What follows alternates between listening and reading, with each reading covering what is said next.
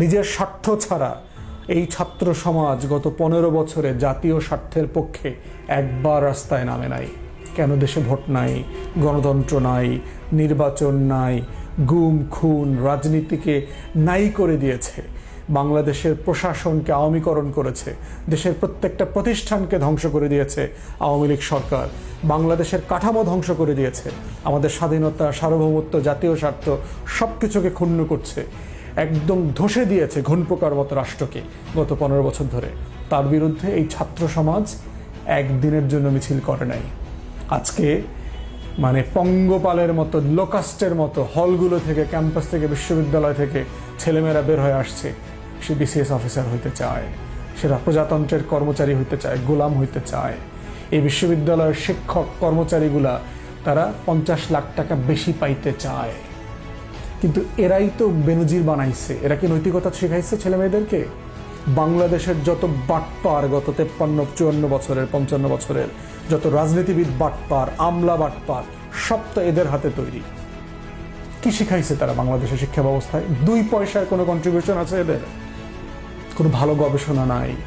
Wikipedia দেখে, নকল করে, প্লেগারিজম করে, পিএইচডি করে, তারপরে এই ধরনের বেয়াদব শিক্ষক, এই ধরনের নকলবাজ শিক্ষকদের চাকরি চলে যায় না।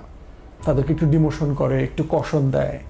এরা আবার আমাদেরকে মানে সোসাইটি শেখায়, শিক্ষা না থাকলে এইটা হবে, সেইটা হবে, এইসব গল্প বলে আমাদেরকে। অতএব বাংলাদেশ রাষ্ট্রের সংকটের জায়গাটা 2 পক্ষকে, শিক্ষক সমাজ, বিশ্ববিদ্যালয়ের কর্মচারীরা যারা আন্দোলন করছে এবং ছাত্রছাত্রীরা যারা আন্দোলন করছে, সবাইকে বুঝতে হবে বাংলাদেশ না থাকলে গোলাম হওয়ার দেশও থাকবে না। অতএব নাগরিক হয়ে ওঠার যে লড়াইটা, সেটার জায়গাটা বুঝতে হবে। নিজের চাকরিটাই নিজের জীবন না, রাষ্ট্রটা অনেক বড় জায়গা। প্রজা থেকে নাগরিক হওয়ার যে জায়গাটা, এই জায়গাটা ছাত্র সমাজকে বুঝতে হবে যে আমার লড়াইটা কোথায়, আমার রাষ্ট্র কোথায়, আমার স্বাধীনতা কোথায়, সার্বভৌমত্ব কোথায়। এই জায়গাগুলোতে হচ্ছে নতুন করে ভাবতে হবে। বুদ্ধি প্রতিবন্ধী জাতির জন্য কেউ অধিকার আদায়ের আন্দোলন করে দেবে না। আমাদের শিক্ষক সমাজ এবং ছাত্র সমাজকে নতুন করে ভাববার সময় আসছে যে আমার রাষ্ট্রটা এরকম কেন, আমার রাষ্ট্রটা কোটারিদেরকে সার্ভ করে কেন, আমার রাষ্ট্রটা শুধুমাত্র একটা অলিগার্কি, একটা মাফিয়াতন্ত্রকে কেন সাপোর্ট করছে, আমার রাষ্ট্র কেন আমি ভোট দিতে পারি না, আমার কেন নাগরিক অধিকার নাই। সূর্য সেন হলে দেখলাম আজকে আন্দোলন মিছিলে আসবে এমন ছেলেপেলেকে আটকে রেখেছে। কেন ছাত্রলীগ বিশ্ববিদ্যালয়গুলো দখল করে রেখেছে? কেন হলে হলে 20টা 30টা ছাত্রলীগের গুন্ডা পান্ডার কাছে 500 700 1000 সাধারণ ছেলে মেয়ে জিম্মি? এটার বিরুদ্ধে তোমাদের লড়াইটা কোথায়? ওখানে তোমরা গোলাম হয়ে আছো কেন? ছাত্রলীগের সাথে তোমাদের প্রতিবাদ হয় না কেন? প্রতিরোধের প্রশ্ন আসে না কেন? শুধু স্বার্থের জন্য আজকে রাস্তায় নেমেছ। অতএব এই মৌলিক প্রশ্নগুলোর যদি অসঙ্গতির ব্যাপারে যদি নিজেদের মধ্যে বোঝাপড়াটা পরিষ্কার করা না যায়, তাহলে ওই প্রত্যয়, পেনশন স্কিম, এই সকল আওয়ামী টিচারদেরকে দেখলাম আওয়ামী লীগের সেক্রেটারি ওবায়দুল কাদেরের সাথে দেখা করতে গেছে। কত নির্লজ্জ আওয়ামী লীগের শিক্ষকগুলা, কি পরিমাণ নির্লজ্জ! 50 লাখ টাকার জন্য আওয়ামী লীগের সেক্রেটারির কাছে দেখা করতে গেছে, সেক্রেটারি দেখা করতে দেয় নাই, সাক্ষাৎ দেয় নাই।